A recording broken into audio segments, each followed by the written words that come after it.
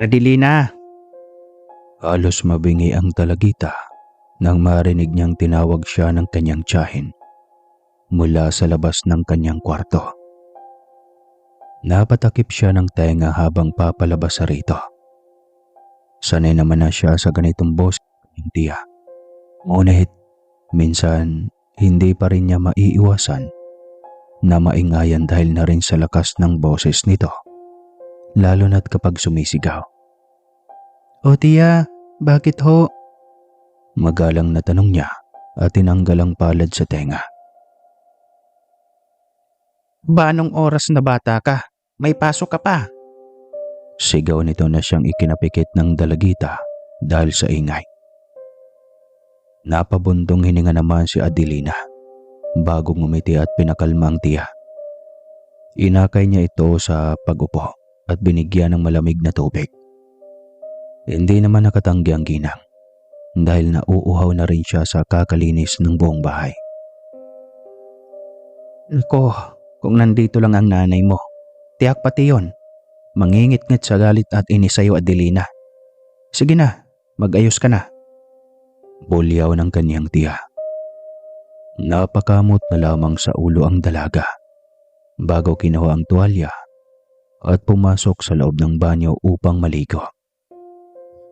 Nang magtama ang mukha niya sa salamin, napatigil siya sa ginagawa at tuluyang humarap roon. Kitang-kita niya ang sariling kagandahan, ngunit hindi pa rin mawawala sa kanyang magagandang mga mata ang lungkot na siyang tinatago sa kanyang sarili.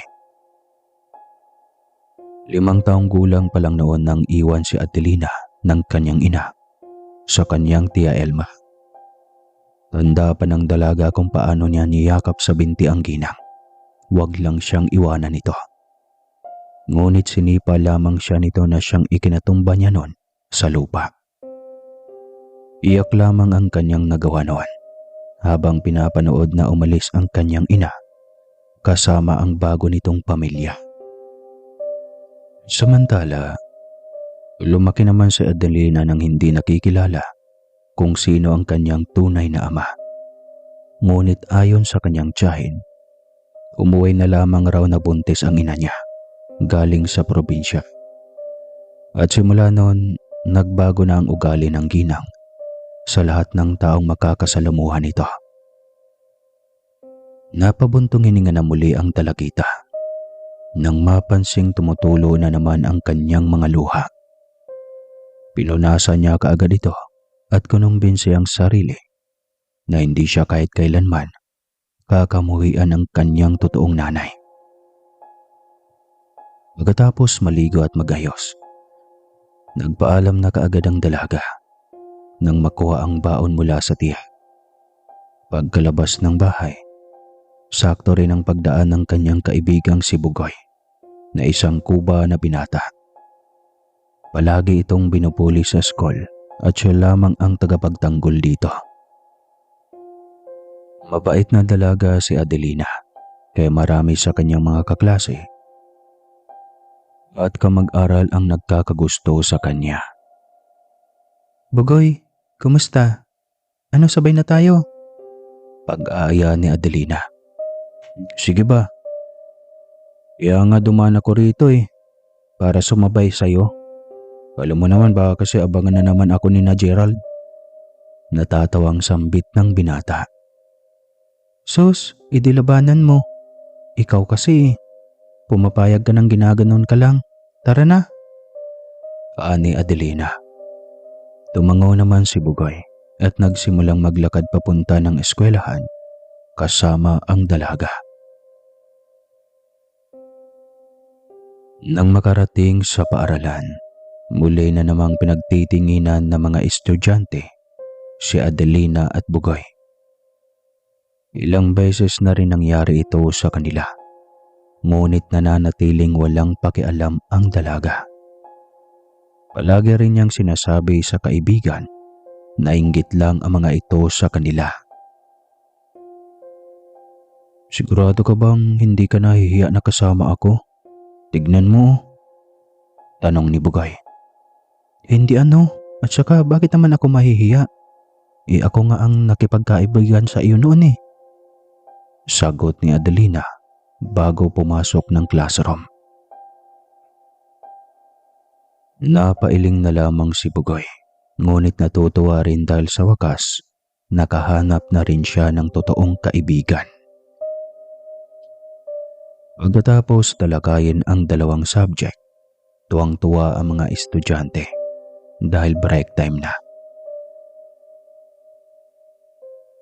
Kagaya ng nakagawian, inantay ni Bugoy si Adelina sa labas ng classroom nito upang sumabay sana sa pagkain. Ngunit habang naghihintay, muli siyang nilapitan ng grupo ni Gerald. Matalim ang titig ng binata sa kanya habang nasa bulsa ang kamay nito. Sumama ka sa amin ko ba? Mariin na bulong ni Gerald. Ha? Ayaw ko. Inaantay ko si Adelina rito. Pagtatanggi ni Bugoy. Dahil sa inis ay sinuntok lamang ni Gerald ang kawawang binata bago ito iwan na namimilipit sa sakit.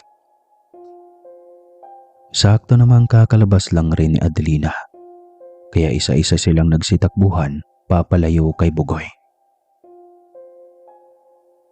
Nang makita ng dalaga si Bugoy na halos humiga na sa sahig sa kinakatatayuan dahil sa pamimilipit sa sakit, agad niyang inalalayan at dinala ito sa klinik. Hindi na muna niya tinanong kung sino ang may gawa nito sa binata at aalamin na lamang niya ito kapag maayos na si Bugoy. Ngunit malakas ang kutob niyang si Gerald na naman ang may pakana nito. Nang matapos gamutin ang binata, agad pumasok si Adelina upang kumustahin ang kaibigan. Ibinalita rin ng nurse na maayos naman ang lagay ni Bugoy. Masyado lamang itong napuruhan sa pagkasuntok sa kanyang tiyan. Maraming salamat ho, ma'am. Pagpapasalamat ni Adelina bago sila iwan ng nurse. Lumapit naman siya kaagad kay Bugoy at tinanong kung sino ang may pakana nito. Ngunit umiwas na lamang ng tingin si Bugoy at tinanong pabalik si Adelina kung nagugutom na ba siya. Bumuntong hininga na lamang ang dalaga bago tumango-tango. Kahit ano namang pilit ng dalaga na sabihin kung sino ang nanuntok kay Bugoy, hindi naman sasabihin ng binata at iiwasan lamang nito ang mga tanong niya. Kung ganon, hindi kumain na tayo. Libre na lang kita para di ka na sumisimangot riyan. Natatawang pag-aaya ni Bugoy nang makitang nakasimangot ang kaibigan. Sige na nga, libre mo ha. Ayos ka na ba? Wala nang sakit sa'yo? Sunod-sunod na tanong ni Adelina. Umiling naman si Bugoy at dahan-dahang bumaba ng higaan. Sabay ang dalawa na lumabas ng klinik. Ngunit lingid sa kanilang kaalaman, galit na nakatitig si Gerald sa kanila, lalo na kay Bugoy. Matagal na rin kasing gusto ng binata si Adelina. Ngunit nahihiya siyang kausapin ng dalaga dahil alam niyang ayaw nito sa mga katulad niyang walang ibang ginawa kundi ang manakit ng kapwa. Ngunit hindi rin napipigilan ni Gerald ang sarili dahil ginagawa rin ito mismo ng kanyang mga magulang sa kanya, kaya para sa binata, normal lang na gawin rin ito sa kanyang kapwa.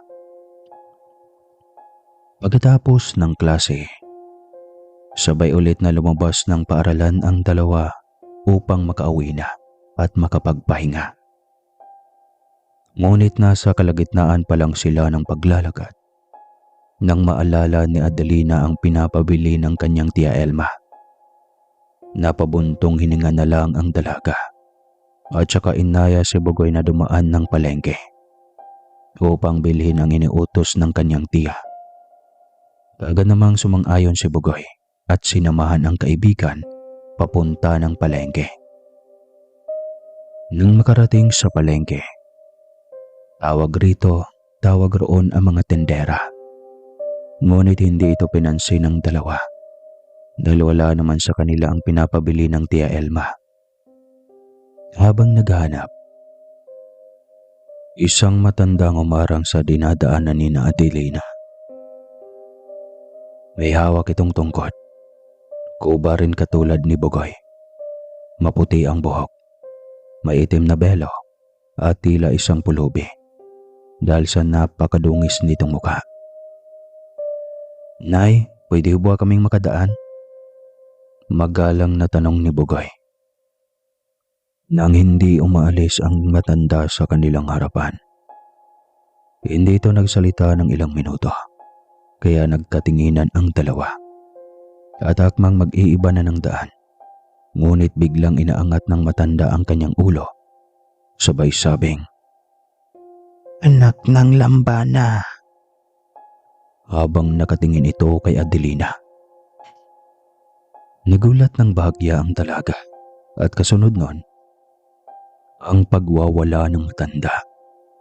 Umiiyak ito at nagsisigaw habang itinuturo si Adelina na siya raw ang pumatay sa kanyang anak. Agad namang umatras ang dalawang magkaibigan at aalis na sana. Ngunit malakas na hinampas ng matanda si Adelina. Agad naman itong inawat ng ibang mga taong nakakita at inilayo ang matanda sa dalawa. Pasensya na kayo, matagal nang pakalat-kalat yan dito. Marami nang nasaktan at hindi lang kayo. Sige na, umuwi na kayong mga bata. Gamutin nyo rin ang sugat niyan sa noo. Utos ng nakakatanda sa dalawa. Agad namang umalis si Bugoy habang inalalayan si Adelina. "Pasensya ka na, hindi ko nasalo ang hampas ng matandang yun kanina." Paghingi ni Bugoy ng pasensya. Ayos lang tsaka malayo naman ito sa bituka. Pag-baby raw ni Adelina habang nakahawak sa noong dugo-dugo. Saglit silang tumigil sa paglalakad upang gamutin ang sugat ng dalaga. Ayaw rin kasing umuwi ni Adelina ng may sugat dahil tiyak na bubungangaan na naman siya ng kanyang Tia Elma. Nang matapos gamutin, naglakad muli ang dalawa hanggang sa makarating sa bahay ni na Adelina. Nagpaalam naman ang mga ito sa isa't isa bago pumasok ng bahay ang dalagita. Pagpasok, mistulang kumbento ngayon ang bahay dahil wala pa ang Tia Elma ng dalaga. Napangiti siya dahil sa wakas, nakauwi na rin siya ng tahimik ang bahay. Dali-dali niyang inilapag ang bag sa sala at kagad na pumunta ng kwarto upang magpahinga. Habang nakahiga sa malambot na kama, naalala ulit ng dalaga ang tungkol sa matanda. Tinawag kasi siya nitong anak ng lambana, kaya hindi ito mawala-wala sa kanyang utak. Habang nag-iisip, hindi napansin ng dalaga na unti-unti na siyang dinadalaw ng antok hanggang siya ay makatulog ng mahimbing. Sa kalagitnaan ng pagtulog, isang maliit na kung anong bagay ang lumipad patungo kay Adelina. Umiilaw ito at tila may sariling pag-iisip base sa kanyang mga galaw. Lumapit siya sa kumot na nasa paanan ng dalaga at malakas itong hinatak hanggang sa makumutan ng tuluyan si Adelina. Lumipad rin ito patungo sa noo ng dalaga at tumayo sa sugat nito. Ilang minuto pang makalipas, umilaw saglit ang noo ng dalaga bago tuluyang nawala ang maliit na bagay na siyang nagpagaling sa sugat ni Adelina. Maya-maya pa, dumating na rin sa wakas si Elma, dala ang mga Tupperware na kinuha niya sa kanyang mga kumare. Napakunot noon naman siya nang makita ang bag ni Adelina na nakalapag lamang sa sala. Dahil sa inis, malakas siyang sumigaw sa sala habang nakapamewang na siyang nagpagising sa diwa ni Adelina. Samantala, naudlot naman ang magandang panaginip ng dalaga nang marinig niya ang malakas na boses ng kanyang Tia Elma. Kaya naman napabayoklikwas siya ng bangon at dalin-daling lumabas ng kwarto. Ano ka bang bata ka ha? Inalapag mo lang rito ang bag mo. Kakalinis ko lang nitong sala. Napakatigas talaga ng ulo mo. Malakas na pagbubunga nga ni Tia Elma. Kaya naman napakamot sa ulo si Adelina at nanghingi ng pasyensya sa ginang. At saka ano yung nasa noo mo? Nagtatakang tanong ni Elma.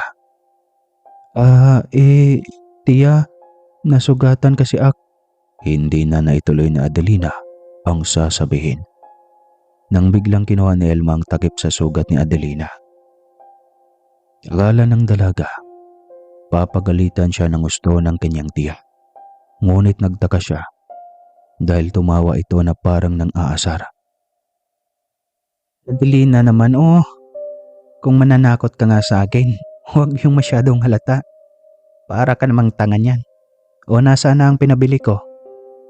Mahabang litanya ni Elma at inilahad ang palad sa harap ng pamangkin. Hindi ka magagalit, tiya. Inasugatan po ako. Hinampas ako ng matanda doon sa palengke. Pagsusumbong ni Adelina. Naknam. Tatakutin mo pa talaga akong bata ka ha? Pinapataas mo lalo ang dugo ko. Bulyaw ni Elma kaya dahil sa pagtataka. Dali-daling tumakbo si Adelina papunta sa harap ng salamin at tinignan ang sugat niya. Laking gulat ng dalaga nang makita ang wala ng sugat na nagmumula sa paghampas ng matanda sa kanya kanina. Kinabukasan, kwento ito ni Adelina kay Bugoy. Maski ang binata ay hindi rin makapaniwala nang makitang walang kahit anong galos ang noo ni Adelina. Sa pagkakaalam nila, ilang araw at ilang linggo pang lilipas bago gumaling ang isang sugat. Mag-iiwan pa ito ng peklat kaya papaanong gumaling kaagad ang naturang sugat ng dalaga. Imposible. May magic Pagbibiro ni Bugoy. Ngunit sa parehong oras, seryoso rin ito. Baliw ka ba? Ang magic may daya. Sa tingin mo, may daya itong nangyayari sa akin? Tanong ni Adelina. Sasagot pa sana si Bugoy nang biglang dumating si Gerald. Padabog nitong inilapag ang bulaklak at tsokolate sa lamesa at hinawakan sa braso si Adelina. Aawatin pa sana ni Bugoy ang binata, ngunit maski siya ay hinawakan ng dalawang aliporis ni Gerald, kaya hindi siya makagawa ng kahit anong aksyon. Alam mo Adelina, matagal na kitang gusto. Ewan ko ba kung anong nakita mo sa Bugoy na yan at palagi siya ang gusto mong makasama. Paano na ako? May panggigiit na wika ni Gerald. Bitawan mo nga ako. Hindi ka na nakakatuwa ha? Sigaw na Adelina at pilit na binabawi ang braso. Tama na yan. Parang Gerald. Sabat pa ni Bugoy. Sumama ka muna sa akin. Aray! Malakas na daing ni Gerald nang maramdaman niyang tila uminit ang kanyang palad. Kaagad niyang nabitawan ang braso ng dalaga nang mapagtanto niyang doon ang gagaling ang mainit na nakakapaso sa kanya. Umiling si Gerald habang nakakunot ang noo at kaagad na tumakbo papalayo sa hindi malamang dahilan. Sumunod rin ang dalawang alipores nito, kaya naman kaagad na nilapitan ni Bugoy ang kaibigan. Ngunit huli na siya dahil bigla itong natumba at nawala ng malay. Nagising na lamang si Adelina at natagpuan ang sarili na nakahiga sa loob ng klinik. Napahawak siya sa kanyang ulo nang maramdamang pumitik ito. Nang mapansin ng nurse ang paggising niya, kaagad nitong tinawag si Bugoy at ibinalita sa binata na gising na si Adelina. Dali-dali namang pumasok ng klinik ang binata at hinanap ang kaibigan. Natagpuan niya ito na nagtatakang nakahiga sa kama habang nakahawak sa kanyang ulo. Adelina, ayos ka lang ba? Tanong ni Bugoy nang makalapit na sa kaibigan. Ilang minuto pa bago nakasagot si Adelina. Ayon sa dalaga, may kung anong malakas raw na enerhiya ang lumabas sa kanya kanina at nawala rin kaagad iyon na siyang ikinapanghina ng buong katawan niya. Hindi naman mawari ni Bugoy ang nangyayari sa kanyang kaibigan. Kaya upang mabigyan ng sagot ang lahat ng katanungan, mas minabuti ng binata na dalhin si Adelina sa kanyang lola na kilalang albularya. Pagkatapos ng klase, hindi na kaagad dumiretso sa pag-uwi ang dalaga, bagkus ay sumama ito kay Bugoy upang matulungan siyang alamin kung ano nga ba ang totoong nangyayari sa kanya. Pagkarating sa bahay nila Bugoy, dumaan muna ang dalawa at uminom ng tubig at saka iniwan ang mga gamit. Nagpaalam muna si Bugoy sa kanyang nanay at sinabi nito na pupunta sa kanyang lola at pinaalam din niya ang kanilang bagay. Anak, mag-iingat kayo sa pagpunta kay inay ha. Masyadong delikado riyan sa loob ng gubat. Ikaw nang bahala sa kaibigan mo. Nagpapaalala ng nanay ni Bugoy. Kaagad namang ngumiti ang binata at inaya na si Adelina sa likod ng bahay, kung saan makikita ang daan papasok sa loob ng gubat, kung saan nakatira ang lola ni Bugoy. Nang makapasok sila sa loob ng gubat, tila biglang gumaan ang pagkaramdam ng dalaga sa di malamang dahilan. Hindi niya lamang iyon ipinaalam kay Bugoy upang maiwasan ang masyadong pag-iisip ng binata tungkol sa kanyang kalagayan.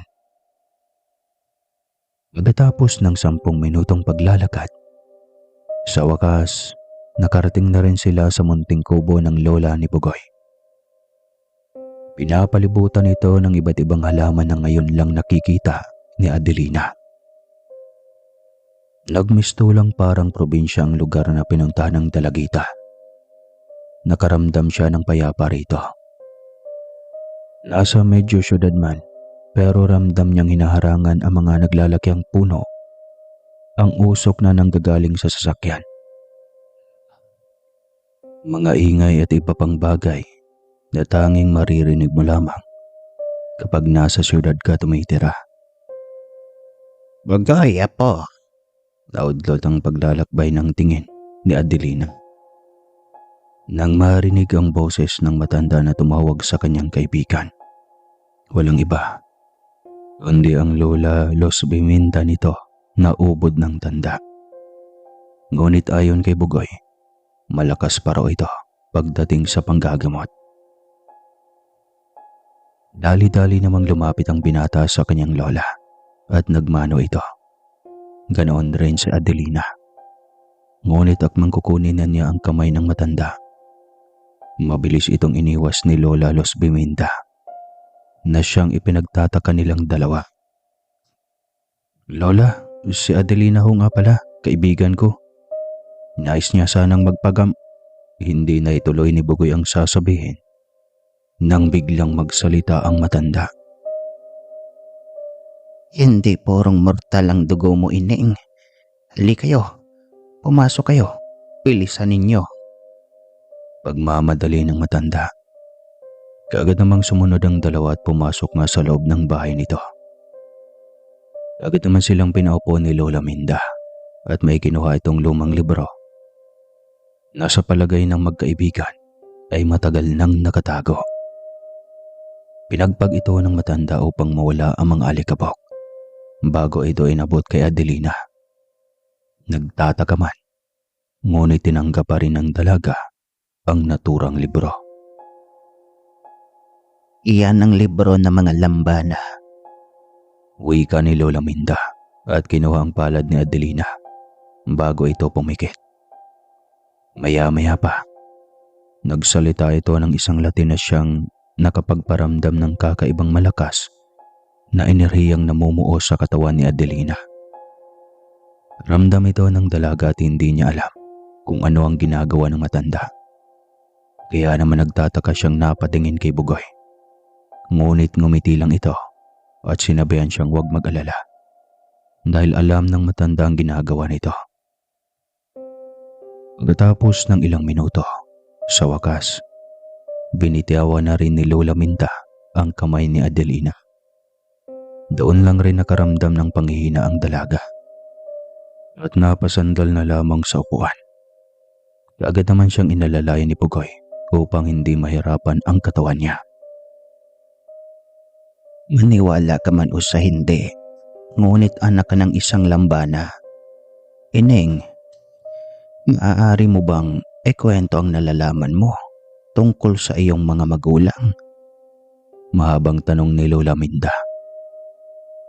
Huminga ng malalim sa Adelina bago ibinuka ang bibig upang magsalita.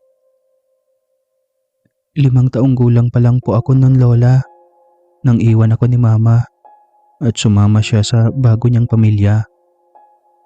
Ayon kay Tia Elma, umuwi raw mula sa probinsya nila si Mama at bumalik dito ng syudad na ipinagbubuntis na ako. Ilang beses raw tinanong ni Tia si Mama kung sino ang totoo kong ama. Ngunit galit na iniiwasan ni Mama ang mga katanungang iyon. Paliwanag ni Adelina.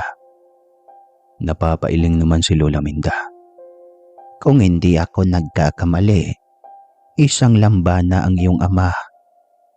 Makahulog ang wika nito. Ho? Ano po yun? Nagtataka at nagugulo ang tanong ng dalagita. Isa itong engkanto. Sila ang mga kaabay ng mga diwata. Ang lambana ay maliliit lamang na paru-parong umiilaw. May kakayahan silang mag-anyong tao at kung ipagsama mo ang dugo ng mortal sa dugo ng lambana, ay hindi maiiwasan ang kakaibang kapangyarihan na mamumuo galing rito. Kaya minsan may nararamdaman kang kakaiba sa iyong katawan at mga galaw dahil nagsisimula ng lamunin ng kapangyarihan ng lambana ang iyong dugo. Kapag nahaharap ka sa panganib, ang dugo ng lambana ang namumuno sa iyong pagkatao. Mahaba-habang paliwanag ng matanda at inaabot ang isang kwintas kay Adelina.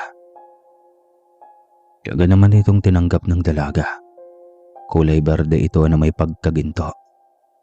Ayon kay Lola Minda, ang kwintas na ito ay galing sa mga diwata na ipinamamana sa mga taong may dugo ng lambana. Isa si Lola Minda na nakakuha ng ganito dahil ang pamangkin niya ay anak rin ng isang lambana.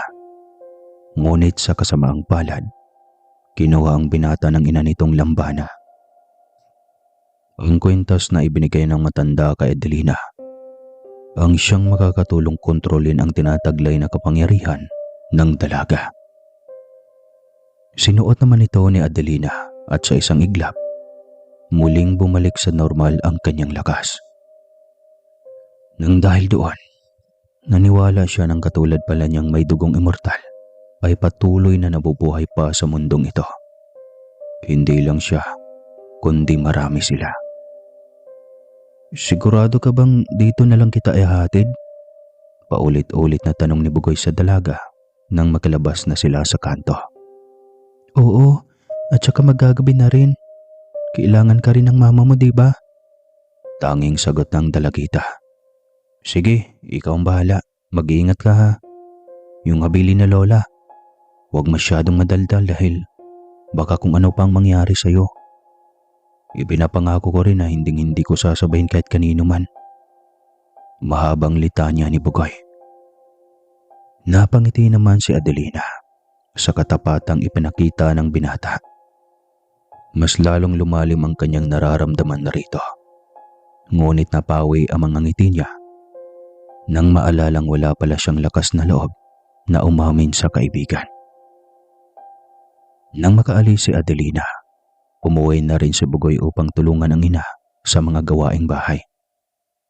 Pagka-uwi, sinalubong siya ng yakap ng ginang.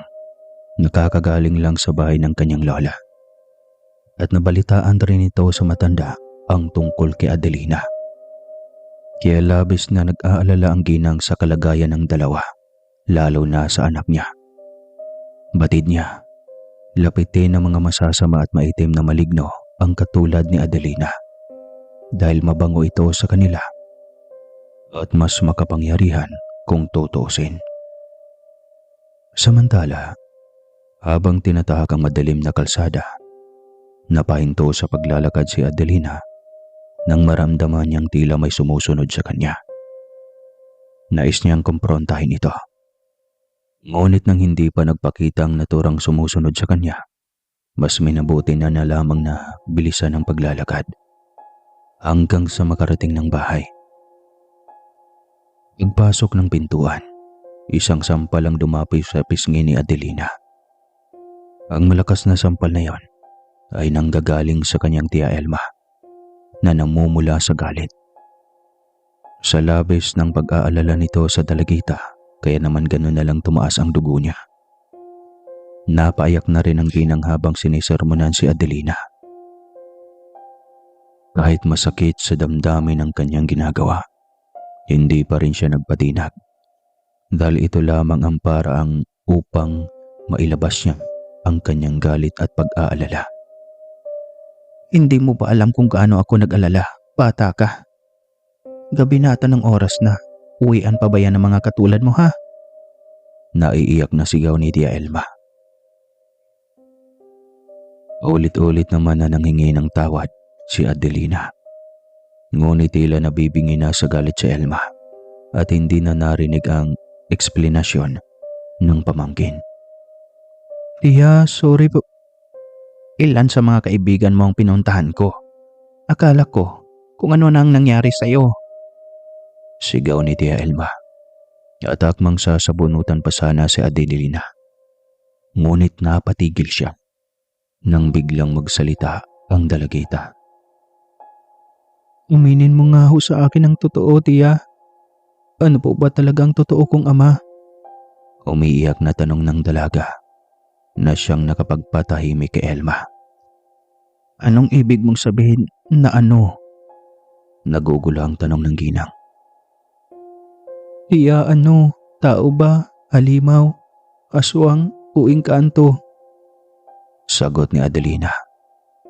Hindi naman nakasagot pa kaagad si Elma nang maalala ang sinabi noon sa kanya ng albularyong nagpaanak sa ina ni Adelina. Ayon rito, isang lambanang nakabuntis sa kanyang kapatid. Nang malaman ito ng ina ni Adelina, labis ang galit at hinanakit niya dahil ang naturang lambana ay walang iba kundi ang nag-iisang iniibig niya na pagkatapos siya nitong buntisin, kaagad rin naman itong laglaho na parang bula. Kaya nang maipanganak ng kapatid si Adelina, nagdesisyon ito na iwan ang anak kay Elma pagtungtong nito ng 5 taon. Kaya nang iwan ng kapatid si Adelina kay Elma, tila nabigyan ng kulay ang buhay niya dahil matagal na rin niyang gustong magkaanak. Ngunit sa kasamaang palad, hindi siya pinagpala ng may kapal na magkaroon kahit isa man lang. Walang nagawa sa Elma noon kundi aminin ang katotohanan sa pamangkin. Doon na nakumpirma ni Adelina. Kaya lahat ng lungkot na tinago simula nung bata siya, ngayon ay lumabas na. Umiyak ng umiyak si Adelina hanggang sa gumaan ang pagkaramdam niya. Niyakap naman kaagad siya ng kanyang tia Elma at nanghingi ng tawad sa lahat ng kanyang pagkukulang. Hindi naman makapagsalita ng maayos si Adelina. Pakiramdam niya, walang lakas ang kanyang mga dila upang magbigkas ng kahit isang letra. Pasensya ka na, Adelina. Marami ang pagkukulang ko sa iyo. Alam kong hindi sapat lahat ng ginagawa ko upang mapunan ang pagkukulang ng kapatid ko sa iyo bilang iyong ina. Ngunit kahit ngayon man lang, ituring mo na akong tunay na ina. Wika ni Tia Elma habang niyayakap si Adelina. Mama. Tanging nasambit ni Adelina at niyakap ng mahigpit pabalik si Elma. Inabukasan, takang-taka si Adelina na malamang hindi pumasok ngayong araw si Bugoy. Kaya naman dali-dali niyang pinuntahan si Gerald at mga alipores nito sa kanilang tinatambayan. Alam kasi ng dalagita na kapag liliban sa klase si Bugoy, magpapaalam ito sa kanya. Hoy Gerald, ano na naman ang ginawa niyo kay Bugoy? Matapang na sigaw ni Adelina. Napakunot noon naman ang binata at tumayo ng walang kaimo-emosyon. Wala na akong pakialam sa iyo at mas lalo na sa kaibigan mong Kuba. Bakit mo hinahanap sa akin yun? Nagilit na tanong ni Gerald. Napaiwas naman ang tingin si Adelina nang mapagtanto niyang nagsasabi ng totoo si Gerald. O baka gusto mo lang magpapansin sa akin? Dugtong pa ng binata at dahan-dahang lumapit kay Adelina. Napaatras naman ng kaunti ang dalaga dahil sa kakaibang tensyon na namumuo sa pagitan nila ni Gerald. Ngunit nang maaninag ng binatang suot na kwintas ni Adelina, kaagad niyang tinulak ang dalaga sabay takbo. Sumunod rin ang mga alipores niyang dinuraan pa si Adelina bago lagpasan. Mga buisit kayo! Sigaw ng dalaga. Pagkatapos linisin ang sarili sa banyo, kaagad naman siyang lumabas dito upang puntahan ang isa pang kaibigan ni Bugoy. Nais niyang malaman o alamin kung ano na ang nangyari sa binata at bakit hindi ito pumasok sa araw na yon. Ngunit maski ang kaibigan nito ay wala ring alam. Kaya naman pagsapit ng uwian, nagpaalam si Adelina sa kanyang tiya o Mama Elma na kailangan niyang tumungo sa bahay ng kaibigan. Kaagad naman siyang pinayagan ng ginang at pinaalalahan ng mag-ingat sa daan. Tumakbo naman ang tumakbo si Adelina nang maramdaman niyang kinakabahan na naman siya. Pagkaramdam niya, may nangyaring hindi maganda, ngunit hindi niya mawari kung sino o ano o saan. Ilang minuto ang makalipas, sa wakas, nakarating na rin siya sa harap ng bahay ni Bugoy. Napakunot noo siya nang makita ang mga babala na nakadikit sa labas ng bahay ng binata, na siyang makikita mo lang kapag may aksidente o insidenteng nangyari. Ineng, bawal raw dyan sabi ng mga pulis. Napalingon siya nang kunin ng isang ginang ang kanyang atensyon. Lumapit naman siya kaagad rito upang tanungin kung ano ang nangyari. Ano ho ba ang nangyari rito? Nasaan po ang mga nakatira riyan? Sunod-sunod na tanong ni Adelina sa ginang. Ayon sa mga pulis, pinasok raw ng mga magnanakaw ang bahay na yan. Patay ang dalawang mag-ina. Di ba si Bugoy yung Kuba dyan? Ayun, wala nang buhay na matagpuan sila. Mamaya andito na ang bangkay nila. Si Mayor nang sumagot ng kabaong at 2 araw na lamay nila. Pagkukwento ng ginang. Tila nabuhusan ng malamig na tubig si Adelina nang marinig ang sinabi nito. Namuo kaagad ang mga luha sa kanyang mga mata. Sinisi rin niya ang kanyang sarili dahil hindi niya man lang nailigtas ang kaibigan at ang lalaking una niyang minahal. Sa kabilang banda, malungkot naman na nakatingin si Gerald kay Adelina habang umiiyak ito sa harap ng bahay ni Bugoy. Hindi niya alam ang mararamdaman. Oo, kinamumuhian niya si Bugoy. Ngunit nang gabing salakayan ng mga kaawri niya ang bahay ng mag-ina, doon lamang siya nakaramdam ng awa at konsyensya. Hindi niya hiniling ito o maski inutos. Nagulat na lamang siya nang biglang sinugod ng mga kaawri niyang aswang ang bahay ng binata. Nang makita ni Adelina na nakatayo sa di kalayuan si Gerald at tila nakamasid ito sa kanya, agad siyang tumayo at dali-daling lumapit rito nang may pagkagalit. Alam niyang may alam si Gerald sa nangyari dahil kung wala siya rito. Nang makalapit na kay Gerald, doon niya binuhos ang lahat ng galit sa binata. Pinaghampas niya ito sa dibdib at galit na sinisi.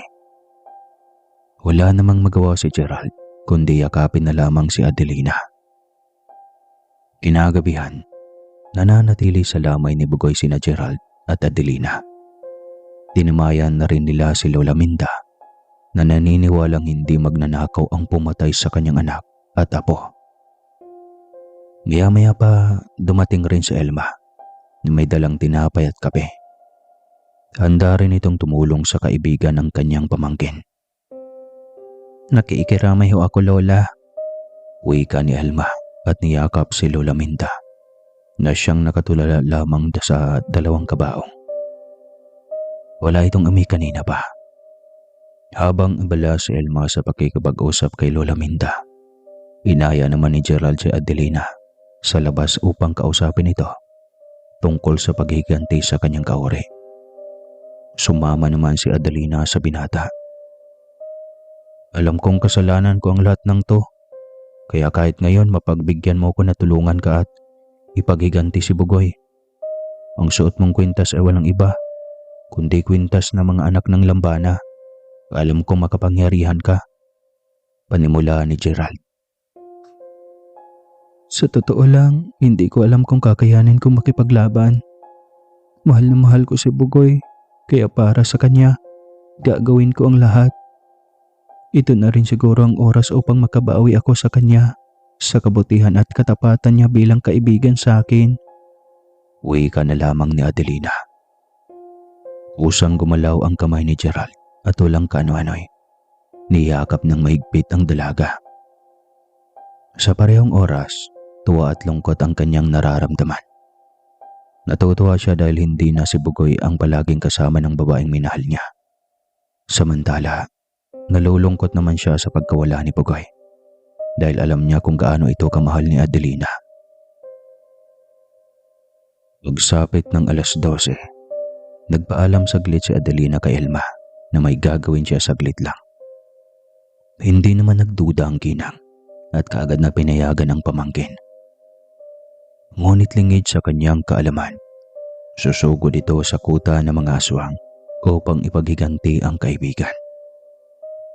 Nang makalayo sa lamay, tinanong siya ni Gerald kung sigurado na ba siya sa gagawin, lalo na't sarili lamang niya ang kanyang dala. Tumango lamang si Adelina at pinunasan ng luha. Alam niyang hindi niya kakayanin, ngunit kahit anong mangyari, kailangan niyang ipaghiganti si Bugoy. Humawak ka sa kamay ko, dadalhin kita, utos ni Gerald. Agad namang humawak si Adelina sa kamay ng binata at sa isang iglap, nasa harap na sila sa munting baryo na siyang nagsasayawan at tila may pagdiriwang. Siya ang ama-amahan namin, siya ang may pakana sa lahat, wika ni Gerald. Tumayo naman ang tuwid si Adelina at hindi umimik na dumiretso papasok sa munting baryo na yon. Pinagtitingin na naman siya ng mga kapwa-aswang ni Gerald. Ngunit nasindak ito nang makita nilang nakasunod ang binata sa likod ni Adelina. Nang makaharap niya ang ama-amahan ng mga aswang, hindi siya nagpakita ng kahit anong takot na siyang ipinagtataka ng amang aswang. Galit itong tumayo at bumaba ng trono. Pinalabas rin ito ang matatalim na kuko at akmang itutusok na sana kay Adelina. Ngunit mabilis siyang hinawakan ng dalaga at binalibag ng walang kahirap-hirap. Tila lahat ng aswang ay nagulat at nasindak. Ngunit hindi sila makagawa ng kahit anong aksyon dahil sa takot nila kay Gerald. Pinatay mo ang kaibigan ko. Sa tingin mo, bubuhayin pa kita at ang mga kalahi mo. Galit na sigaw ni Adelina. Anong pinagsasabi mo? Wala kaming inargabyadong tao. Sigaw ng aswang. Ang kalahi niyo mismo ang naglaglag sa inyo. Hindi ba, Jay? Hindi na ituloy ni Adelina ang sasabihin. Nang maramdaman niyang pagbaon ng matulis na kuko sa kanyang dibdib. At kasunod nun, ang pagkalaglag ng kwintas sa kanyang laig. Ngumisi naman ang aswang, samantalang walang pinakitang emosyon si Gerald, habang unti-unting dinudukot ang puso ni Adelina. Nang tuluyang makuha ni Gerald ang puso ni Adelina, ipinresenta niya ito sa ama-amahan nilang aswang at lumuhod pa. simbolo ng pagiging matapat niya sa kanyang mga kaawari. Humalakhak naman ang daturang aswang at akmang dadamputin ang kwintas ni Adelina. Nang bigla itong umilaw na siyang nakapagpasilaw sa mga nandoon. Sa kabilang banda, napabalikwa sa pagbangon si Adelina nang maramdaman niya ang malamig na kamay na dumampi sa kanyang pisngi. Pagmulat niya ng kanyang mga mata, pinalibutan na siya ng mga paru-parong umiilaw na walang iba kundi ang mga lambana. Sabay-sabay na lumipad ang mga ito patungo sa kanya at malakas siyang binuhat papunta sa di pamilyar na figura ng lalaking nakatalikod sa gawin niya. Nang maramdaman ng lalaki ang pagbagsak ni Adelina sa likod niya, kaagad siyang umarap sa kanyang kaisa-isang anak. Laking pagkabigla ni Adelina nang makita niyang mukha ni Bugoy sa lalaking kaharap niya ngayon. "Anak," pagtawag nito sa kanya. Kaya naman agad na niyakap ni Adelina ang totoong ama. Ngunit ang sa kaloob-looban niya, si Bugoy ang kanyang niyayakap ngayon. "Patawad kung wala ako sa tabi mo noong kailangan mo ko." Doon lang napagtanto ni Adelina na hindi si Bugoy ang kanyang kayakap nang makapan niyang walang bukol sa likod ang lalaking inakala niyang si Bugoy. Agad siyang kumala sa pagkayakap sa lalaki at tinanong kung sino ito. Ipinaliwanag naman kaagad ng ama ni Adelina ang totoo niyang pagkatao. Si Bugoy at siya pala ay iisa. Ginawa niya iyon upang mabantayan si Adelina na hindi siya nakikilala bilang tunay nitong ama. Matagal na palang patay ang totoong katawan ni Bugoy at doon nakakuha ng pagkakataon ng lambana upang mapalapit kay Adelina. "Pasensya ka na. Ang totoong Bugoy na tinuturing mong kaibigan ay hindi ka talaga kilala." Wika ng lambana at niyakap si Adelina. Ayos lang ho. Ang mahalaga, di ba, nakilala ko na ang totoong ama ko. Salamat po pa. Makakasama na rin kita sa wakas. Pagpapasalamat ni Adelina. "Anak, hindi. Kailangan mo pang bumalik sa mundo ninyo. Kailangan mong ipagpatuloy ang mga plano mo dahil darating ang oras na makakasama mo rin ang mama mo." Mahabang litanya ng lalaki. Patay na ho ba ako pa? Tanging tanong ni Adelina. "Hindi anak, hindi mo pa oras. Si Papa ang bahala," sagot ng lalaki. Adelina, anak, gising na. Muling napabalikwa si Adelina sa pagkahiga nang gisingin siya ng kanyang tia Elma. Habol hininga siyang napaupo sa kama at tinignan ang orasan. 12:00 na ng tanghali. O mabuti gising ka na. Bilisan mo riyan. Si Lola Minda nasa sementeryo na. Tayo na lang ang iniintay. Wika ni Elma. Na pong meron, ma? Tanong ni Adelina. Nako, death anniversary ni Nabugoy, hindi ba? Halika na anak. Sige ka, kapag di ka pupunta magtatampo yon. Malambing na sa ni Elma. Napabuntong hininga naman si Adelina nang maalalang 5 taon na pala ang nakalipas simula nang mangyari ang aksidenteng muntik na siyang bawian ng buhay. Hindi niya noon maalala kung paano siya binuhay ng kanyang ama. Ngunit iisa lang ang alam niya. Binalik na ito ang kanyang buhay kahit na pinatay siya ni Gerald.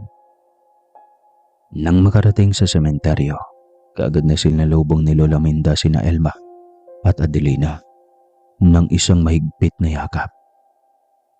Pagkatapos magmano at bumati kay Lola Minda, si Adelina na ang nagboluntaryong magtirik ng kandila sa libingan nila Bugoy. Habang sinisindihan ang kandila, natatanaw ni Adelina ang figura ni Gerald habang nakatanaw ito sa malayo. Nakaramdam siya ng kaba, ngunit hindi niya na lamang ito pinansin. Alam niyang hindi na muli pang makakalapit sa kanya si Gerald. Wakas.